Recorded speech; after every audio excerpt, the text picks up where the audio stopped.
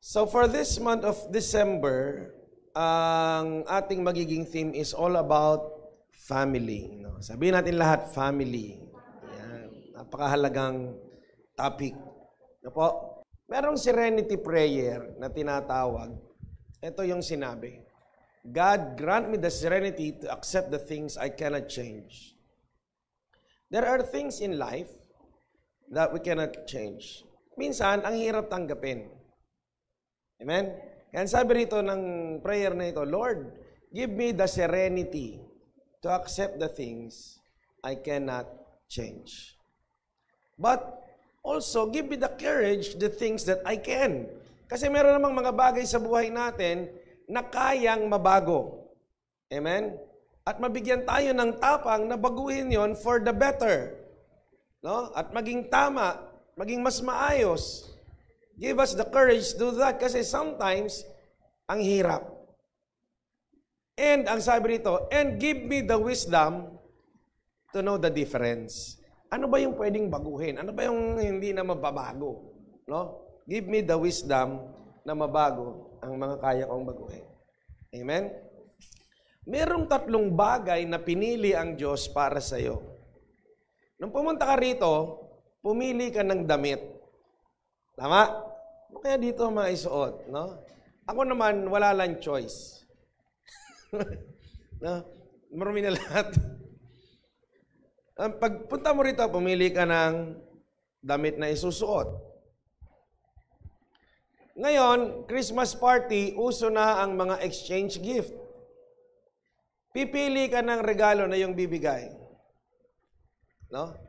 Yung iba sa atin na andito sa Laguna, kasi dito mo na napili, no? Ang dami mong pinagpilian, saan ka pupunta, saan ka magtatrabaho. Si Ate Glenda, all the way from Mindoro ba? From Mindoro, hindi ko alam kung bakit biglang naisip, dito nagpunta. No? Saan ka ba nun? Ano ba yung swimmingan? Puerto Galera, yan. May business yan dati sa Puerto Galera, si Ate. Kaya pag gusto niya mag-swimming doon, magpa-tour guide kayo sa kanya. No, meron tayong mga choices. Si Hana, kaya usap ko kagabi, piniling mag-enroll sa Malayan. No? At tinanong ko kung magkano pamasahe balikan, kung magpapamasahe pala yan balikan, kung walang student discount, aabuti ng 110. Oo, kasi 2 tricycle, 1 jeep, aabuti ng 110 balikan. Ako, kako. Malaki pa sa baong ko yun nung araw. Ngayon, pamasahin na lang. Wala ka pang kakainin. No? Kaya yung mga meron pa palaking mga anak, sipagsibagan na po natin, at baka pagdating noon, 500 na ang pamasahe. No? So, pinili niya kung saan siya mag-aaral. Pinili ni Micah si Ariel. Yan.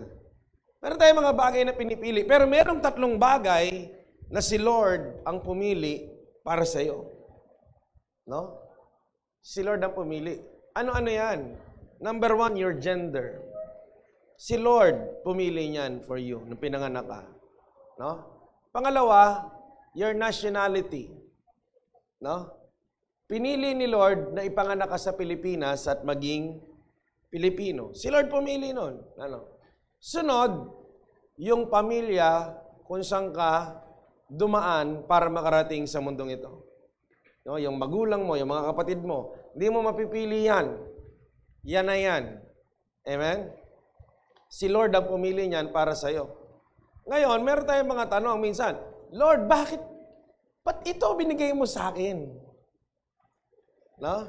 Lord, bakit ako naging lalaki? Or Lord, bakit ako naging babae? Minsan yan ay tanong. Tapos, Lord, ba't ako, dito mo ako pinanganak sa Pilipinas? Ba't hindi na lang sa Korea? Ba't di na lang sa US? No?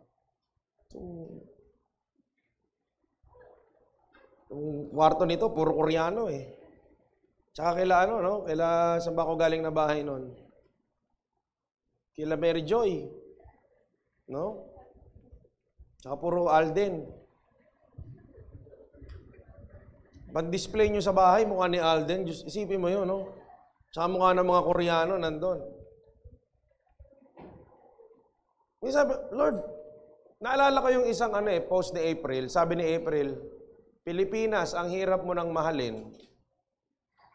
No? Kasi parang nakakapagod na. Ano ba, kaya pa ba to? Maayos pa ba to? Parang ganun eh. Yung gobyerno, yung disiplina ng mga tao, ang hirap eh. Ano? Kaya pa ba? Kaya pa ba? Lord, meron niya akong isang kamag-anak nagsabi, mag-migrate na tayo sa Australia. Wala nang pag-asa rito. I was deeply hurt. Sabi nung kamag-anak ko ron, I was deeply hurt nung kinukwento sa akin ng kapatid ko.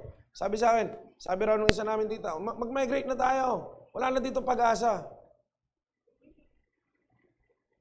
So pag sinukuha natin mga Pilipino, ang Pilipinas, sino pang magbibigay ng pag-asa rito para tumulong? Palagay nyo, mas mamahalin ba ng mga Amerikano ang Pilipinas kaysa sa mga Pilipino?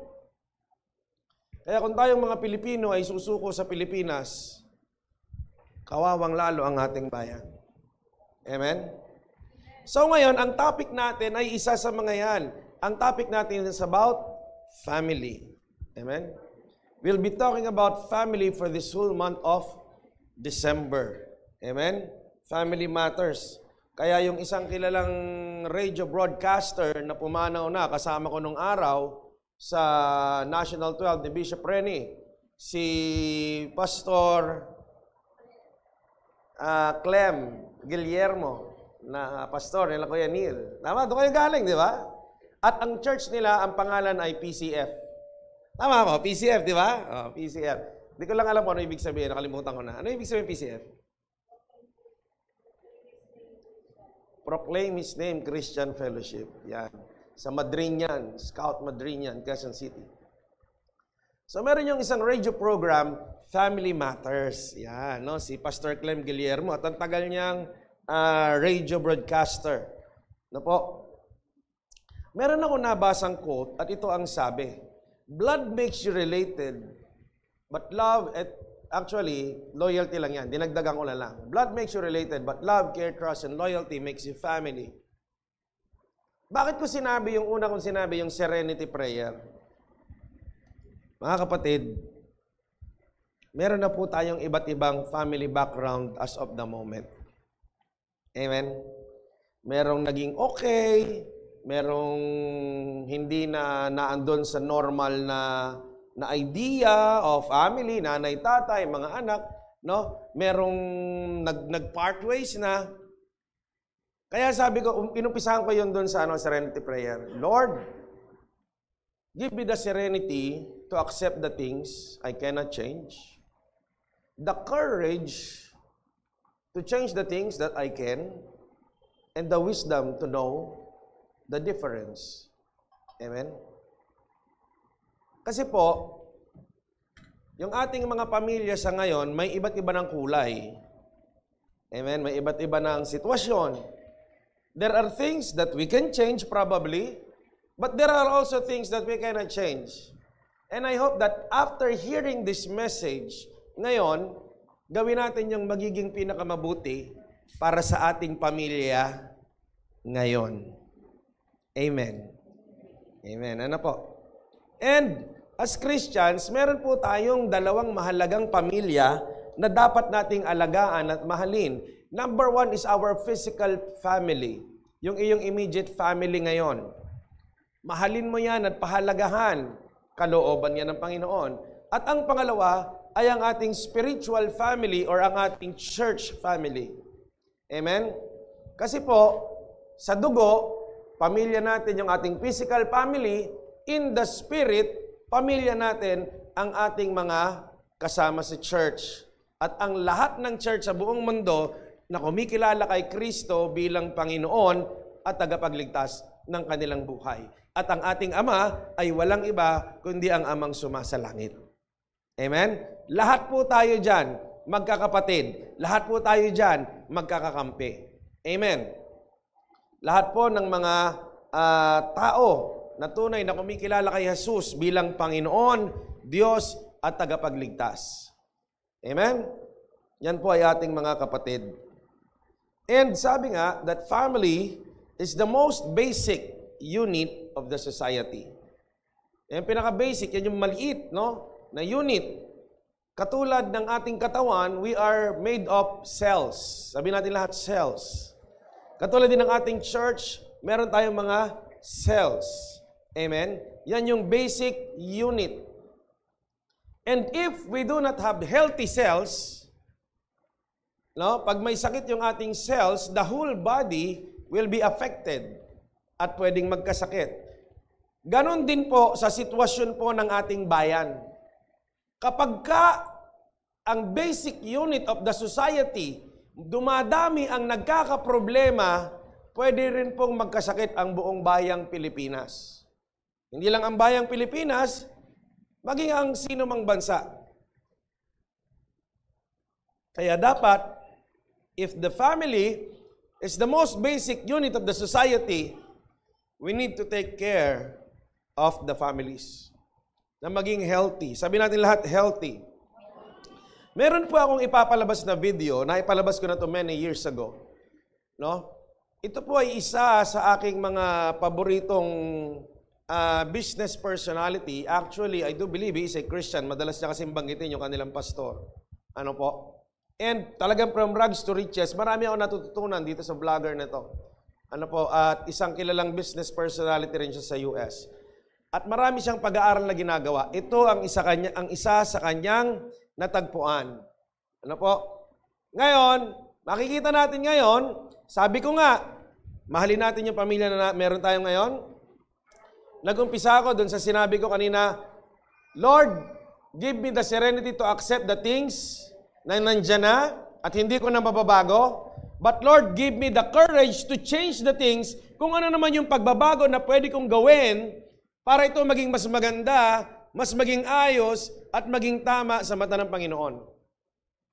I will show you a video of Patrick Bet David about his study or about his content about US becoming more fatherless in the years to come. Sige anak, paki-play at pakilagyan ng malakas-lakas na audio. I have some disturbing stats I want to share with you about fatherless homes. And by the way, some of the stats, you may, I've seen this before. I'm going to tell you, when you read some of these stats, you're going to sit there and say, that is insane. By the way, these stats are from 2021 of the impact a father makes in a child upbringing, both a girl and a boy. Like I said, disturbing, but you will be shell-shocked with the stats. If you get value from the video, give it a thumbs up and subscribe to the channel. Let me get right into it. The U.S. has the highest rate of children living in a single-parent household of any nation in the world. About 80% of single-parent homes are led by single mothers, at a rate of 23% of children living with one parent and no other adult. The United States stands over 3 times the world average of 7% of children raised by one parent. For reference, the number stands at 3% in China, 4% in India. This is not an area we want to be competing with other countries, by the way. If there is a statistic to not be competing in, this is one of the statistics. China's at 3, India's at 4, the world's at 7. We're at 23% in America. Zero bragging rights. This is the stat everybody wants to hide. And this is the stats where the side effects of this, we ain't going to see for 2 decades or 3 decades or longer. Takes a while to see the side effects. Let me continue. Even for children with a father present in the home, the average school-age boy only spends about 30 minutes per week with one-on-one conversations with his father. For comparison, the same boy, on average, will spend about 44 hours a week watching television, playing video games, and surfing the internet. In our house, there is no video games throughout the week. It's on the weekends. After you read 150 pages throughout the week, then you have the right to play video games for an hour or 2 on the weekend, and that's what you have to earn. You have to move your body, you have to exercise. There's certain things you need to do to get to that point. That's our household, but the stat tells you 44 hours a week of watching TV, playing video games, and surfing the internet. Let me continue. 90% of all homeless and runaway children, 63% of teen suicides, 85% of children and teens with behavior disorders come from fatherless homes. Let me read that stat to you one more time. 90% of all homeless and runaway children, 63% of all teen suicide, 85% of children and teens with behavioral disorder come from fatherless homes.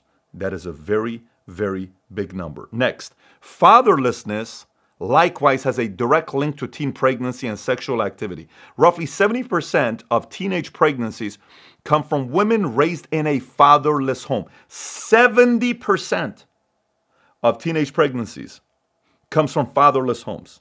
70%.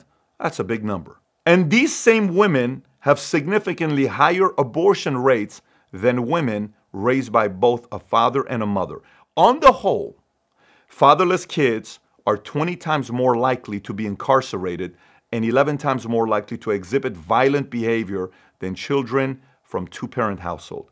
20 times more, okay? 20 times more. If a man and a wife raise a child, they're less likely to end up in jail, but they have the same chances as children raised by just their father. You may already be blown away by the stats before, so maybe come back and let me read this to you and brace for impact if you missed it. Let me read it one more time. Listen. Just stay with me. Don't get distracted. Stay with me. Listen. If a man and a wife raise a child, they're less likely to end up in jail, but they have the same chance as children raised by just their fathers.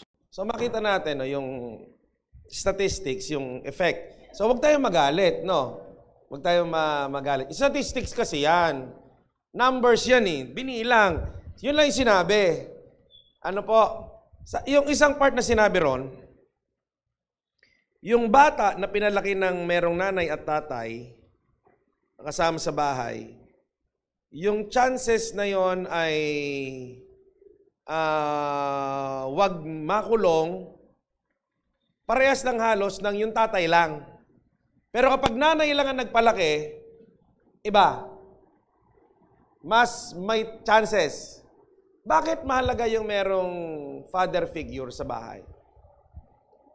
Yung meron pa siyang isang ginawang vlog na naka-base doon sa Shut Up Mom prank. Alam niyo yan? Kinausap nung nanay yung anak. Kunyari nag-aaway tayo. Tapos sigawan mo ako, sabihin mo, "Shut up, Mom." Sisigawan mo ako ng gano'n, "Shut up, Mom." So, gagawin nila. Sinigawan ng bata yung nanay, "Shut up, Mom." Nung narinig ng tatay, sumugod agad yung tatay. No, I was joking. It's just a prank. Natakot. Ano po? Bakit natin ito pinag-uusapan? Kaya alam nyo po, if ever meron na ganitong situation, that is also why we have our church family. So we can complement kung ano yung mga kulang. Alam nyo po, mga kapatid, I do not know. Pero napakarami sa ating afternoon service, sa youth service, palagay ko, close to kalahati ng members natin ng youth. Kung hindi kalahati, malapit na sa kalahati ang umaten sa atin ng mga produkto ng mga broken homes. If not half, almost half, or probably around 40% of the young people that we cater here on church. Kaya tayo may mga cell leaders, may mga pastors dito, so that we can provide that gap. Ano po? Alam nyo, si Pastor Webb, yan po ay lumaki na hindi kasama ang kanyang nanay at ang kanyang tatay. Maging si Toms. Yan, si Toms. Yan po si Toms. Hi, Toms. Yan, anak ko na po yung mga yan. Ang lalaki pa po sa akin ng mga yan. Pag magsusuntukan yan, mag-aaway ang mga yan. Sa akin pa po yan tatakbo.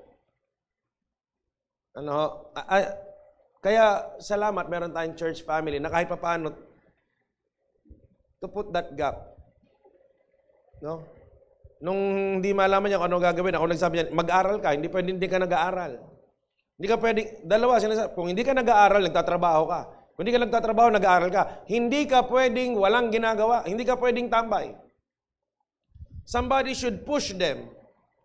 And somebody must have the authority na kanilang papakinggan. Kaya meron tayong church family na kung sakaling meron ngang mga ganitong sitwasyon na wala tayong magagawa, sabi nga, we cannot change. There are some things in our life that we cannot change. But, ano pwede natin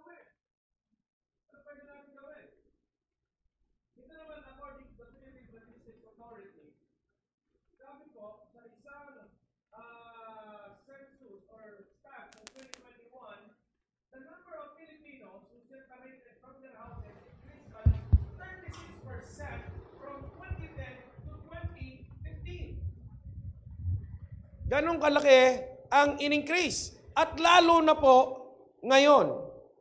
Ito ay mas mataas na ang numero ngayon. At sa isang pag-aaral ng University of the Philippines in Population Institute, sinasabi rito na 1 out of 3 Filipino youth grew up without both parents. 1 out of 3. Kaya sabi ko sa inyo sa afternoon service natin, kung hindi kalahati, halos kalahati, na ang kanilang tahanan, it's either walang nanay, or walang tatay, or parehong wala, no? Ito yung numbers niyan, no?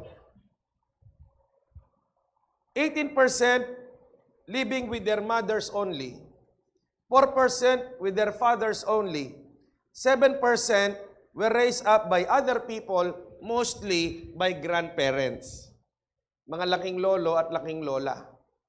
Ano po, kami sa school, sa paaralan, kitang-kita po namin yan kasi kailangan mong magpasa ng birth certificate. So kita namin yung numbers na yan. And from 1994 to 2021, 84% ng bansa, ng mga bata ang parehong merong nanay-tatay sa bahay. 84% noong 1994, bumaba na ito to 66% ng 2021. Amen? Napakahalaga po na merong tatay sa bahay. Napakahalaga rin na merong nanay. Kasi merong mga bagay na kayang i-provide ng tatay. Disiplina, lalo na yan. No po? Kasi po, syempre, yung nanay, hindi naman lahat kasi ng nanay nakakatakot, katulad sa bahay namin eh. Joke lang. Please tayo. Happy Mother's Day in advance. No? Hindi po lahat ng... Siyempre, di ba, common naman. Siyempre, kaya nga minsan, pag nagana, uy, magsama tayo ng lalaki. Di ba? Puro tayo babae rito, delikado. Di ba, gano'n, no? Minsan kasi kailangan ng male figure. Ano po? Ganon yun eh. Kaya, tapos meron din naman, na kailangan din naman ng nanay. Kasi commonly, the father will provide the discipline, the mother will provide the care. Kasi yun naman yung nanay. Kasi makita mo yung nanay, halimbawa, tinuturuan mag-bike, yung anak, ingat na ingat. Uy, teka lang, baka ano yan, baka magasgas. Yung tatay naman, igaganon talaga. Bayaan mo, kaya yan. Diba? Magkaiba eh. Magkaiba ng pananaw eh. No? Yan mo, kaya niya yan. Pag yung nanay, purbuhan natin. Diba, ganun eh. Magkaiba. Pero parehas kailangan. Amen? Yung mga anak ko, nagbo-boxing yun, tsaka nagkakarate. Hindi ko maasahang magagawa nila yun ng nanay nila para sa kanila. Ano po? Ngayon naman, kaninang umaga na magbibihis sila, wala kasi yung nanay nila ron, sabi ko, sige, maghanap na lang kayo ng damit dyan kung ano meron dyan. Iba. Ano po? Kailangan, mas maganda sana, yung ideal, as much as possible, sana nandyan parehas. Pero kung wala man, sabi nga, Lord, give me the serenity to accept the things that we cannot change, but give us the courage to change the things that we can. Anong mga bagay ang pwede nating baguhin? Anong mga bagay na pwede nating gawin? And thank God, we have a church family. Amen? Palakpakan natin ang Panginoon. Kasi ang sabi po ng Book of Psalms, I will be the father to the fatherless. Amen? Alam niyo po si Pastor Webb, nung araw na mga namang problema sa school, kasi nga walang nanay, walang tatay, walang pambayad. No? Dahil ako yung kanyang leader, sabi siya sa akin, gusto nga makapag-aral, Pastor. O siya, sige, punta tayo sa school mo. Makikiusap tayo, tatawaran natin, gagawa tayo ng paraan kung paano natin yan pwede mabayaran. Hindi ko po siya binigyan ng pera. Sabi ko, ganito gawin natin, magtrabaho ka sa kantin, kay Ate Ems, doon. Tapos yung araw-araw na allowance mo, ipunin mo. Tapos kung makahingi ka sa mami mo, makapagpadala. Tapos pag nakuha natin yung credentials mo, mag-apply ka sa call center. Pag nagkaroon ka ng experience, kumikita ka na, kaya mo mag-aral at magtrabaho ng sabay, binata ka pa naman. At ginawa niya, nang ginawa niya. At ngayon, may asawa na siya, may pamilya na siya, kumikita na lang maganda. maayos na. Na po, it doesn't necessarily mean if the background of your story is a bad story, the future story will also be bad. Depende yan. Amen? Pwedeng ayusin. Sabi mo sa katabi mo, pwedeng ayusin. Pwede pa rin maging maganda. Amen? Kaya, let's do what we can do. Ayusin natin yung pwede nating ayusin. Amen? Ang sabi ng 1 Peter chapter 5, verse 8, be self-controlled and alert because your enemy, the devil, prowls around like a roaring lion looking for someone to devour. Ang kaaway, palaging nakaabang yan. Kung paano niya wawasakin ang buhay ng tao. Ano po? Lagi nakaabang yan. Paano niya mawawasak ang buhay ng tao? At sabi nga, one of the oldest trick sa Book of War is divide and conquer. Sa gera, ang isa sa pinaka-lumang strategy na effective pa rin hanggang ngayon ay divide and conquer. Kasi kapag nagkakaisa yan, naalala nyo, last month, ang topic natin, unity. Pag united na united, mahirap buwagin. But if you can divide them, it is easier to conquer. Ano po? Alam mo yung isang bata na medyo mas madaling maimpluwensyahan at dalhin sa bagay na hindi maganda ay yung mga bata na problemado sa loob ng bahay. Windang yan eh. No? Kaya tayo rito, yung mga batang medyo windang, sinasabi naman natin dito sa mga youth sa hapon, hindi porket windang-windang, makikiwindang ka na. Pag nakiwindang ka, lalong mawiwindang. Naintindihan po sana ako ng lahat sa lingwaheng ginagamit ko. Kasi minsan, gulo-gulo na nga, at dahil gulo-gulo na nga, ang gagawin mo minsan, sige, gulo-gulo pala, gulo-gulo na tayo. Di ba, minsan, ganun eh. Ay, lalong magkakagulo-gulo. Relax ka lang, relax ka lang. Kailangan meron na gagawin minsan eh. Kasi ang demonyo, kasi ganyan ang gusto niyang gawin. It's easier to destroy the lives as individuals. No? Pero kapag meron niyang family na merong mag-cater sa kanya, magpapayo sa kanya, tapos andun siya, cared for, provided for, o anong dahilan?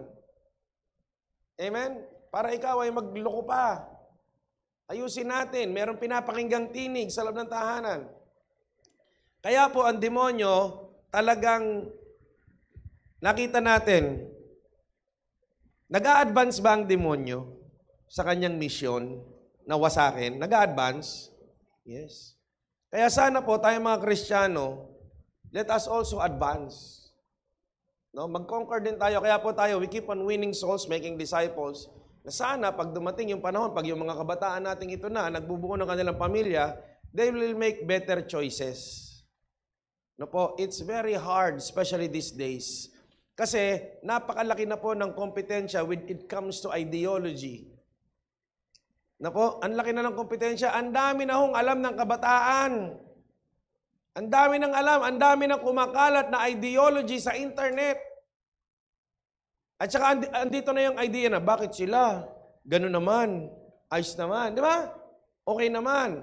Kumakalat na yung idea na yan. So, ibig sabihin, okay lang. Gusto mo, ikaw din. Basic. No? Kasi, minsan naman, yung katotohanan, hindi mo naman kailangan gawing kamalian para mabaligtad mo yung tao. Hindi mo kailangan baligtarin yung tama, yung totoo. Hindi mo kailangan baligtarin yung totally. Kailangan mo lang pilipitin ng konti. Pilipitin mo lang ng konti para hindi halata. Na po? Sa totoo lang, mas nakakatakot, merong mas nakakatakot sa mali. Merong mas nakakatakot sa mali. Ang mas nakakatakot sa mali, yung parang tama. Amen? Yun ang mas nakakatakot sa mali. Yung mali, wala nang diskusyon eh. Wala nang diskusyon eh. Ang may diskusyon, yung parang tama. Amen? Bakit sila nga? Okay naman daw. Wala naman daw problema eh. Tama ba? Para naman, nga no. No? Yung sinasabi na, kapag mahal mo, ipaglaban mo. Parang tama naman, di ba? Okay naman, di ba? Paano kung 8 years old ka pa lang? Di ba? Sino ba yung tinanong ko kahapon? Yung kapatid mo, Jessa, no? Sabi ko, ikaw ba, nag-girlfriend ka na ba? Hindi pa po. Ilan taon ka na ba? 15. Okay naman yan. Mag-aral ka talaga muna kaysa mag-boyfriend ka. Mag-girlfriend ka. Ano? Ang nakakatakot yung parang tama. Yung parang okay lang naman. Mas nakakatakot yun. Yung mali kasi, kiss mo na talaga yun eh. Yung parang tama, baka pwede. Amen. So, iyon yung paraan ng kaaway. Naghahanap siya. Ngayon, I want to share to you 6 power moves to strengthen our families. Amen? 6 na bagay kung paano natin mapatitibay ang mga pamilya na meron na tayo ngayon na pinagkatiwala ng Panginoon sa atin. At ginaya ko si Pastor Rajen na gumagawa ng mga letter. No, yung family. Yan. Nilagyan ko rin ng mga meaning. Number 1, yung letter F, finance. Finance. We need to finance or we need to provide for our family. Alam nyo po, according to statistics, hindi po third party ang number 1 cause ng paghihiwalay ng mag-asawa o pag-aaway ng mag-asawa. The number 1 cause is finance. Ano ho? Mas yan ang madalas pag-awayan. Actually, sa loob ng tahanan, madaling malaman kapag walang pera si nanay. Ano? Pag parang walang budget si nanay, pag kulang yung budget, parang madaling malaman. Ano? Pagka nananahimik ka naman, galit sa'yo. No? Pag wala namang nangyayari masama, pero mainit yung ulo. No? Kaya, wag ka na makipag-usap. Kaya minsan din yun yung pinagtatalunan. Finance. Ang sabi po ng 1 Timothy chapter 5 verse 8 ay ganito. If anyone does not provide for his relatives, especially for the members of his household, he has denied the faith and it's worse than unbeliever.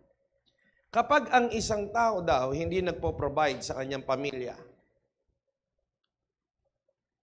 wala siyang tunay na pananampalataya sa Diyos and he is denying the faith.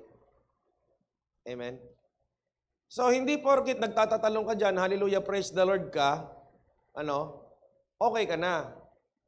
Tapos, pinababayaan mo naman yung pamilya mo. Amen? Kiss kay Lord yon. Kaya po, dapat po, eto yan na, and it works for everybody.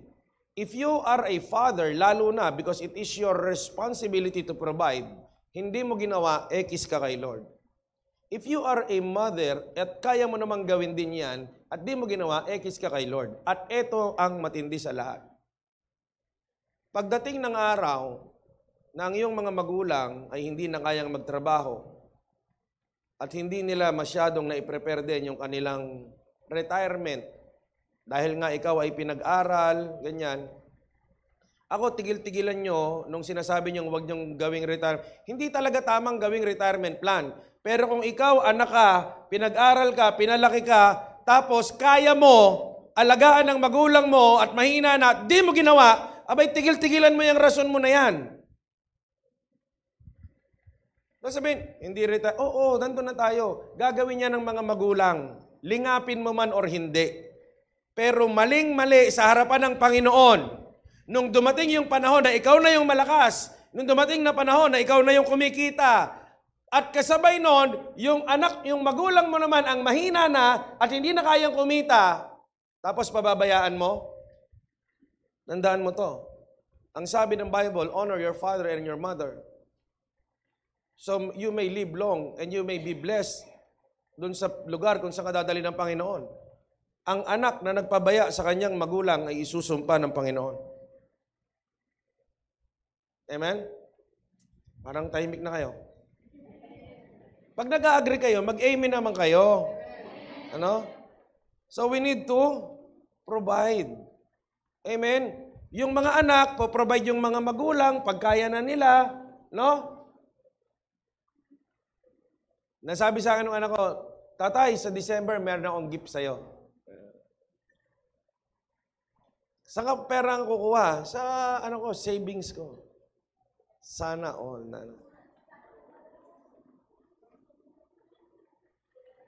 We need to provide. I-training na natin yan. Kaya po, tayo rin sa Powerhouse, we also have these management trainings, financial trainings, kasi ayaw minsan pag-usapan sa church or kahit sa mga pamilya, ang usapan pera.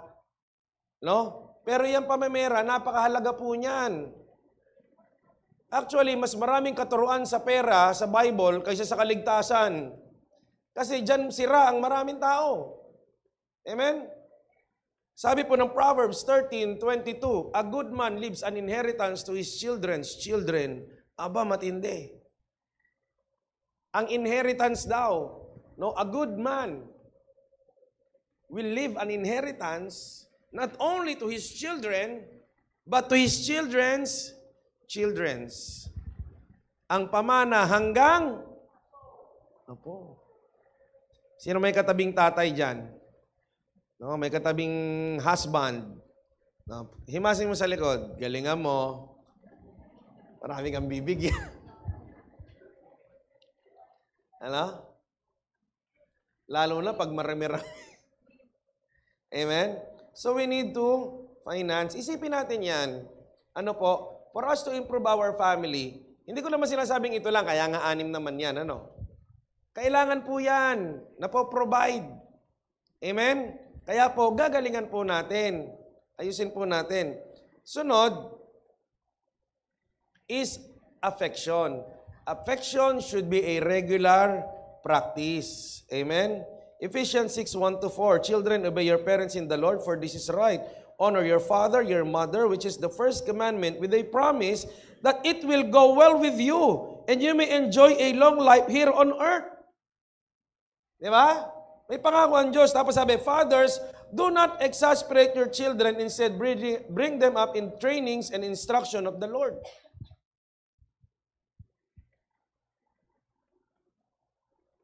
Affection. Also, in the book of Ephesians, sinabi rin dyan kung paano dapat ibigin ng mga asawang lalaki ang kanilang asawang babae at kung paano ang mga asawang babae mag-submit at paglingkuran din ang kanilang asawang lalaki.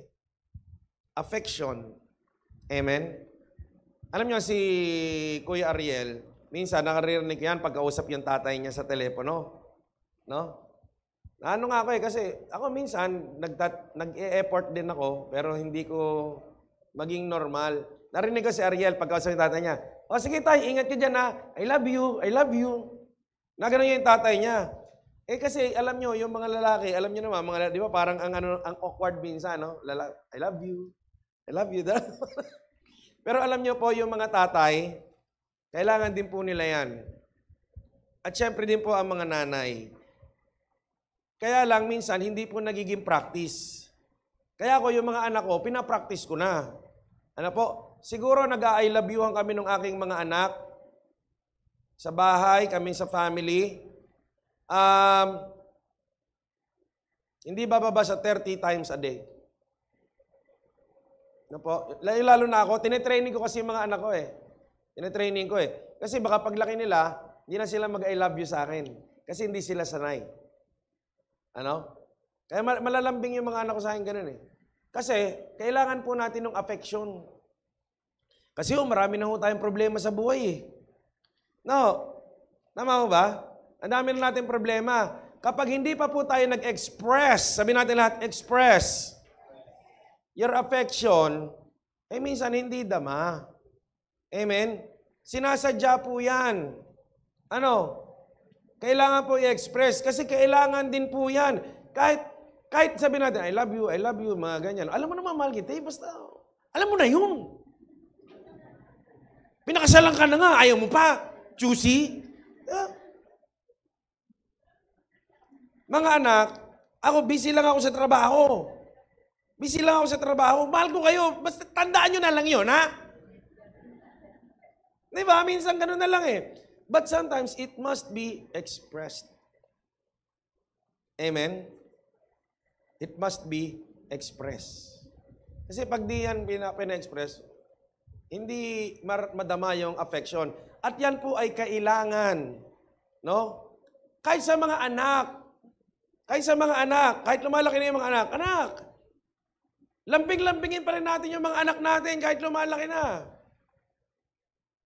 No? Cute mo pa rin. No? Tapos 45 na yung anak mo. Naalala ko yung isang preacher. Yung nanay niya, kasama niya sa bahay, nilang pamilya. Kasi may edad na yung nanay, kasama nila. Ngayon, yung nanay, text ng text. Buti pa yung nanay nga. Buti pa nga yung nanay ko, text ng text eh. Hinahanap kung nasa na ako, hindi pa ako kasi umuwi, gabi na. Pagdating ko, yung nanay ko bumangon. Sabi, ano ka ba? Gabi na. Ba't kayo ka lang umuwi? Hindi mo ba alam kung anong pwede mangyari sa'yo sa labas? Sabi ng preacher, Nay, 52 na ako. 52 na ako, Nay. Yung asawa ko nga natutulog. Kaya lang ganun talaga mga nanay, wala tayong magagawa, no? Actually, it's part of them showing their affection because they care. Amen? We need to show our affection, no? Sa ating mga anak, sa ating mga magulang. It builds and it strengthens the family. Amen? Kailangan po natin yang gawin. Ano? Next one, letter M, manage. Nagmamadali po ako dahil sinabihan ako ni Iris.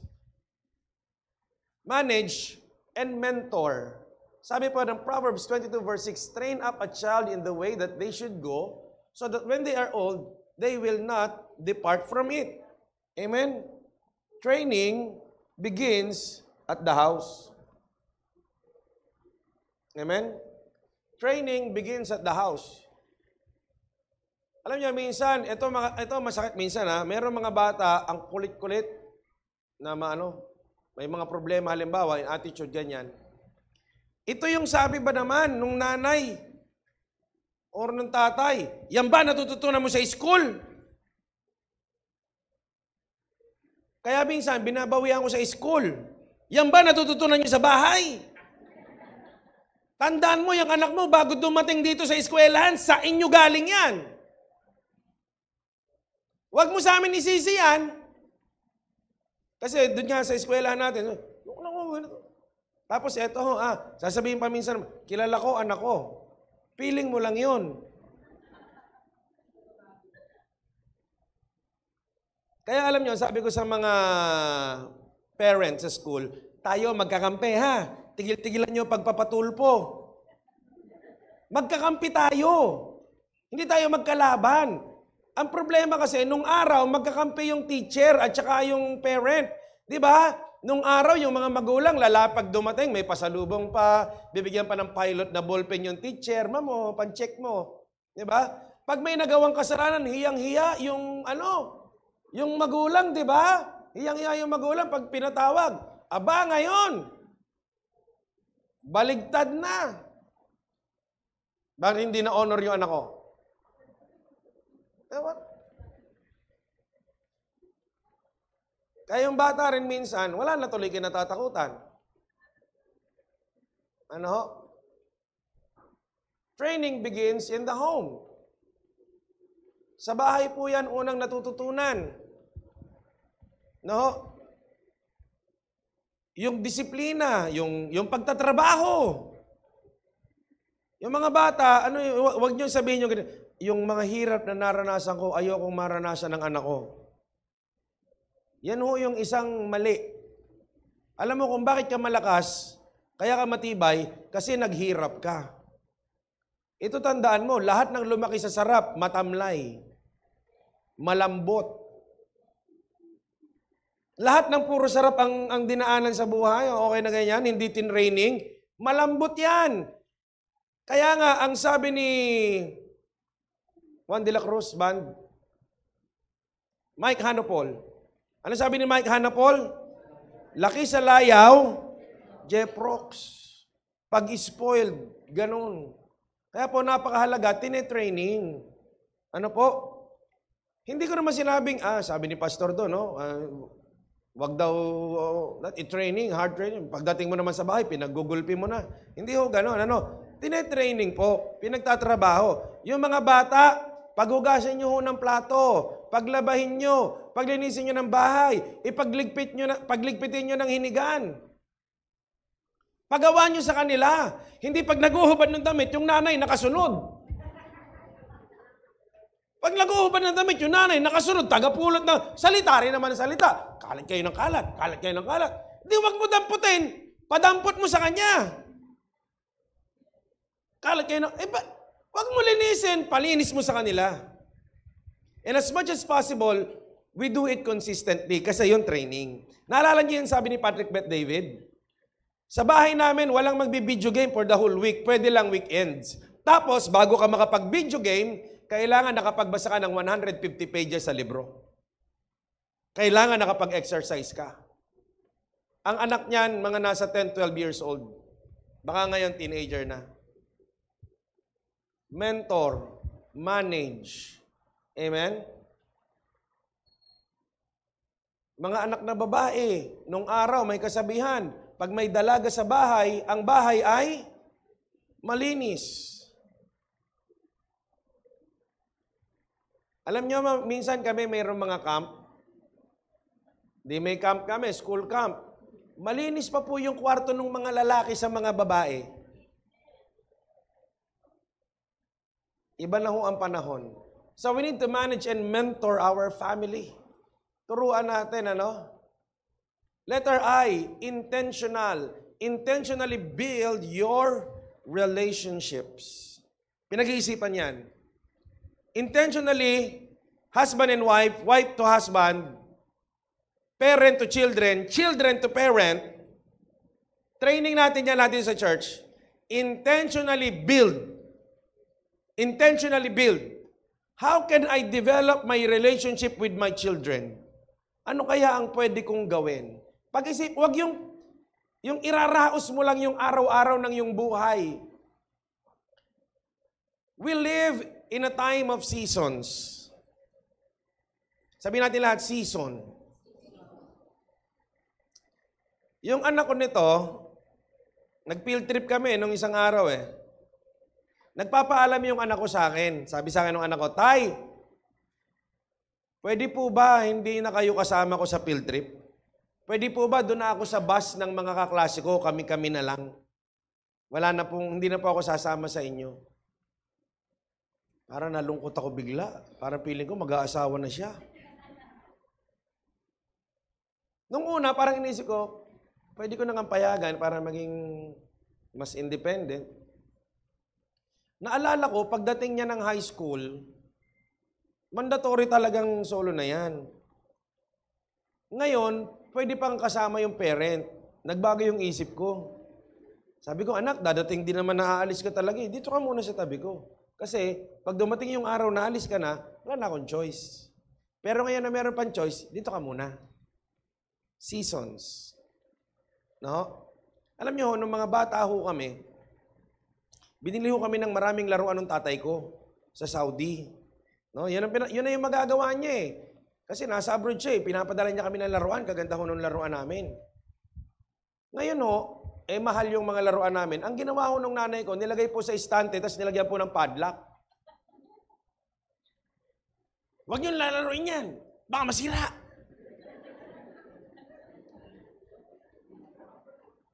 Dumating ho yung tatay ko sa abroad. Pagdating niya, nakita. Ang ginagawa nito mga to, kasi masisira yun. Kailan mo pa lalaro sa mga anak mo pag may asawa na? Tinanggal ng tatay ko, binilabas, yan, laruin nyo. At totoo nga. Sira nga sila. Kaya lang, para saan ba yan? Para saan ba yan yung bata? Kailangan maglaro. Kasi merong panahon na yan ay maglalaro. At merong panahon na kakailanganin niya ng hindi maglaro masyado at magtrabaho na lang. Sabi nga, all work makes, ano ba yun? Basta, it makes a young boy dull. All work without play. No? Ito sabi ni Michael B. Sabi ni Michael B, tanda-tanda mo na. Naglalaro ka pa. Di ba? Minsan ganun. Sabi ni Michael B, mali.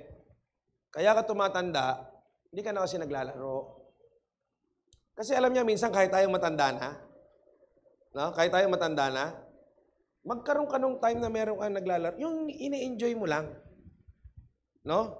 Kaya minsan yung mga nanay, para mabawasan ho yung toyo nyo sa buhay, maghanap din po kayo ng activity na ginagawa ninyo that you do just to enjoy.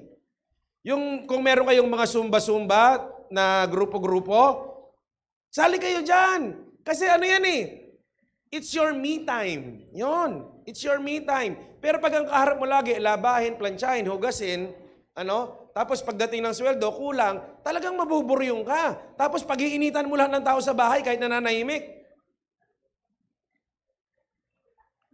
Pero kapag ikaw dumating, di ba pag masaya yung tao, pag masaya yung tao, minsan kahit maging problema, hindi, sige, okay lang yan. Oh, sige, okay lang yan. Di ba kasi, maganda yung pakiramdam niya eh. Minsan, kaya ang sama ng dating mo sa paligid mo, laging masama yung pakiramdam mo. Kasi wala ka nung ganung panahon. Also, give time to yourself. Amen? Merong panahon na yan. So, let us intentionally build yung relationship natin sa ating mga anak. Sana po, pag yung mga anak nyo maliliit pa, magkaroon ng alaala na naging kalaro kayo. Sana maalala niya, yung tatay niya, yung nanay niya, naging kalaro niya. Kasi darating ang araw, ayaw ka nakasama niyan, tandaan mo. Katulad ng anak ko, grade 4 pa lang, tay, pwede ba sa mga kaklase ko na ako magbibigay? Darating yung araw na yon. Dati, sama ako. Pag konting panahon pa, sinasama mo na, ayaw. Ayaw, iba na gusto kasama. So let us be intentional. Letter L, loyalty. In Ruth chapter 1 verse 16, ito matindi kasi magmanugang. Si Ruth tsaka si Naomi. Si Naomi may anak, naging asawa ni Ruth. Tapos nabalo. So sila na lang yung magkasama, magmanugang. Mabait din yung biyanan, sabi, balo ka na. Bata ka pa, hindi naman kita talaga anak. Ano mo lang ako? Mother-in-law. Sige, lumakad ka na. Iwan mo na ako. Bata ka pa, baka makapag-asawa ka pa. Sabi ni Ruth, hindi kita iiwan. No? Your nation will be my nation. Your God will be my God. And I will go wherever you will go. Amen? Hindi iniwan. Sabi mo sa katabi mo, hindi iniwan. Partida, ano pa lang yun, ha? Manugang lang yun. But yun yung kanyang tinuring na family. For everybody here, sabi ko nga, there are things in our lives that we cannot change. There are things that we can change. But what you have now, value it. Keep it. Amen? Huwag nyo nang iwanan. Huwag nyo nang iwanan. Palagi pong may problema lahat ng tao. Palaging mayroong pangit na bagay. Palitan mo man yung asawa mo ngayon, magkaroon ka ng bagong asawa, mamumroblema ka rin doon. Ang problema, kung may anak ka ron, di dalawa pa tuloy naging problema mo. Imbis na isa na lang.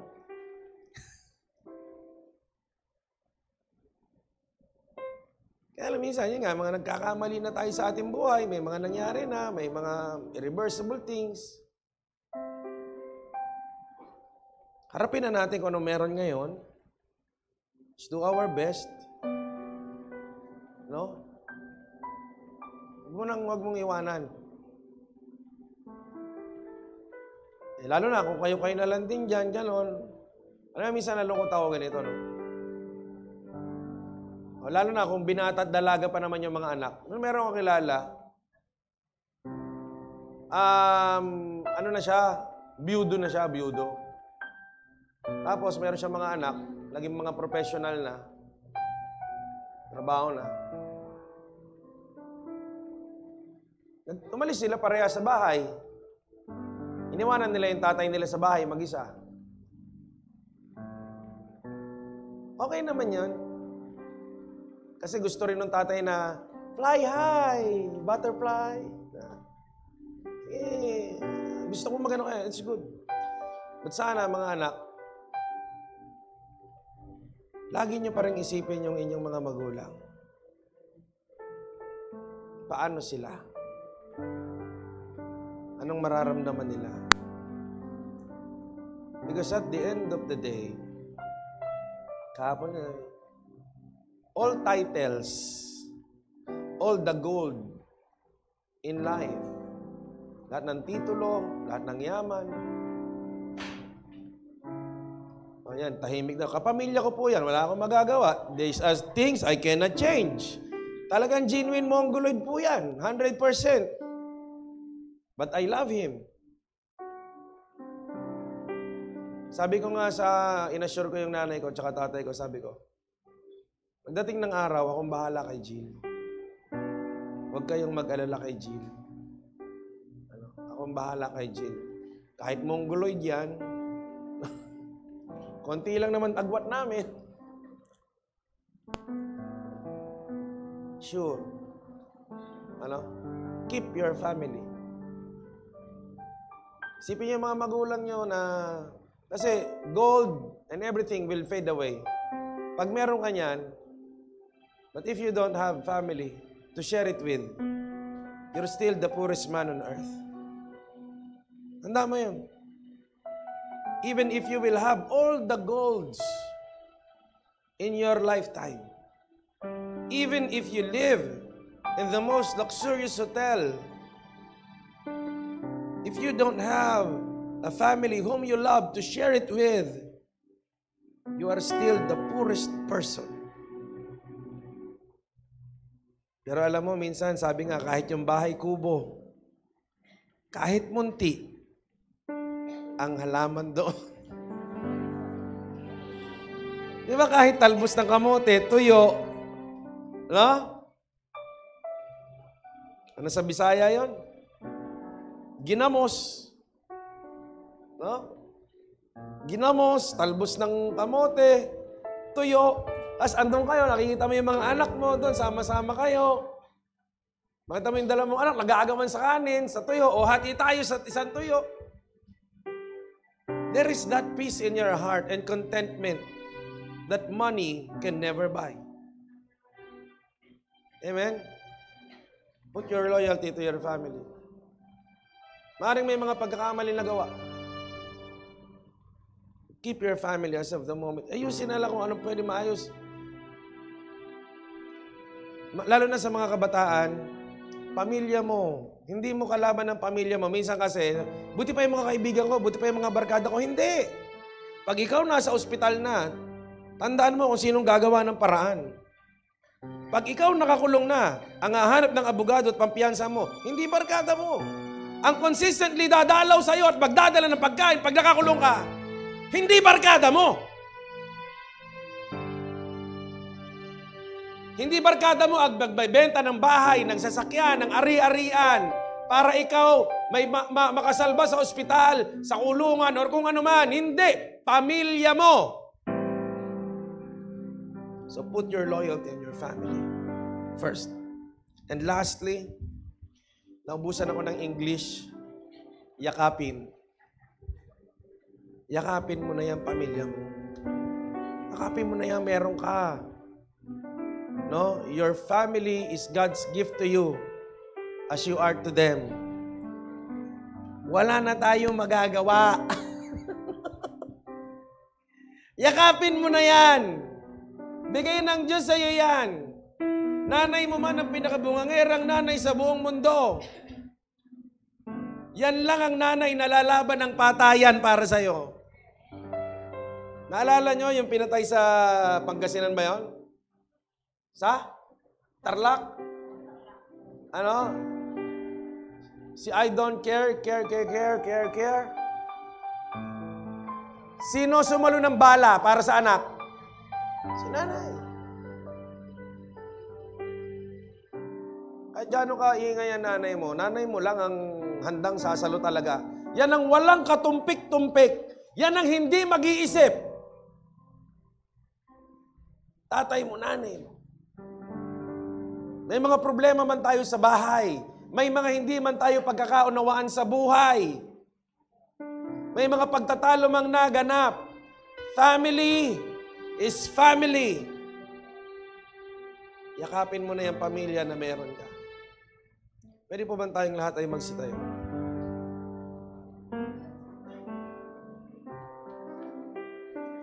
Can all the family that are gathered here this morning, kung meron mga magpapamilya na naririto, pwede po bang kayo ay magsama-sama? Kung kasama mong iyong kapatid, magtabi kayo ng kapatid. Kung narito ang iyong anak, sama mong iyong anak. Nandyan ang iyong asawa, sama mong iyong asawa. Sama niyo si Ma'am Arlene. Si Ate Opi. Saan si Ate Opi? Yan si Ate Opi, di ba?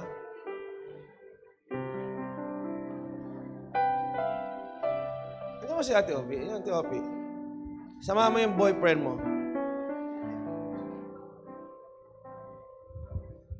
Pag may sakit ka na, mag-aalaga sa'yo.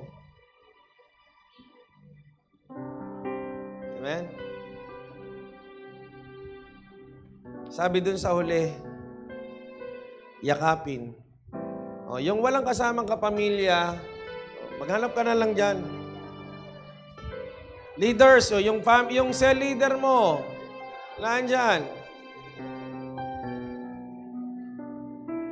No?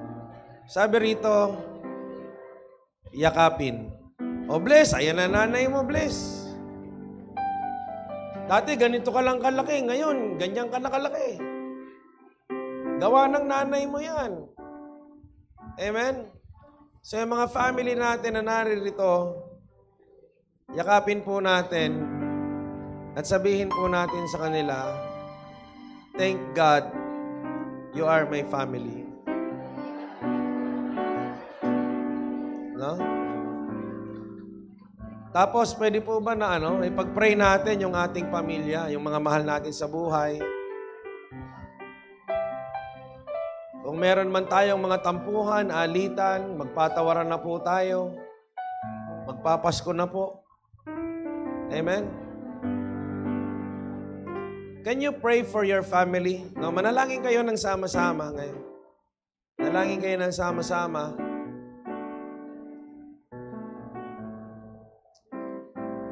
Na mas lalo pang pagtibayin ng Panginoon ang inyong pamilya.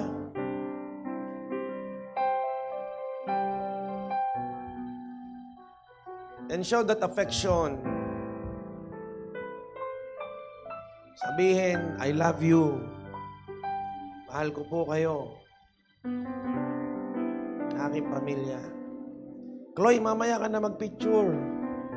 Yung kapatid mo. Pray kayo. Tsaka, sama ka, mamaya ka na rin mag-video. Huwag mo na may video. Mamaya na. Family is more important.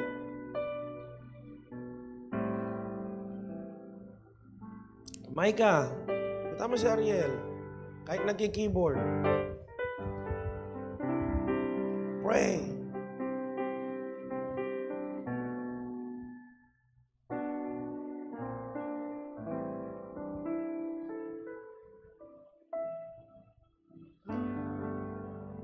Aming Diyos, kami po ay nagpapasalamat sapagkat Lord, biniyayaan mo po kami ng pamilya.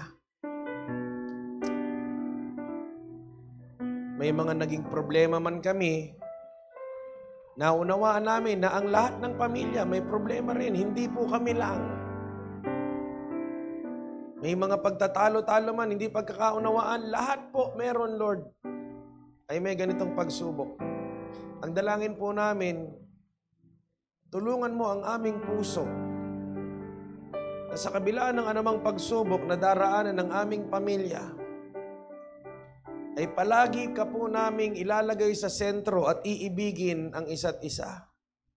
Paglilingkuran ng bawat isa. Gaano man karami ang kulang, Panginoon, sa aming mga buhay. Pinansyal man, pagmamahal man, pag-unawa man. Tulungan mo po na ang bawat membro ng aming pamilya, Lord God, ay punan ang mga pagkukulang na ito. At anuman ang hindi po namin kayang punan, Lord, kayo po ang pumuno. And Father, I pray for every family represented in this ministry, for the families who are watching, Lord God, this live morning service. Father, I pray for their families. I do even pray for those broken homes, O God. Sinabi mo, Panginoon, sa iyong salita, O Diyos, you will become the father to the fatherless. Napakarami pong buhay, Panginoon, ang nahihirapan sapagkat, Lord God, sa naging kilos at gawa ng kaaway sa kanilang buhay. Pray for them, Lord God. Na Lord, Ikaw ang kumatugon, Panginoon. Ikaw ang pumuno sa lahat ng mga pagkukulang, Panginoon. Sa kanilang mga buhay. Sa mga pamilya na hindi na naging ideally complete, Lord God. But alam po namin, Panginoon, as long that you are with us, we will always be complete. Because you are more than enough. You are more than anything that we would need. Ikaw ang maging sentro, Panginoon, ng bawat pamilya. Ikaw ang gumabay at magpala, Panginoon, sa kanila. Protect their family. Guide their family, Lord God. At the center of their family. This is what we pray. In Jesus' name. Amen.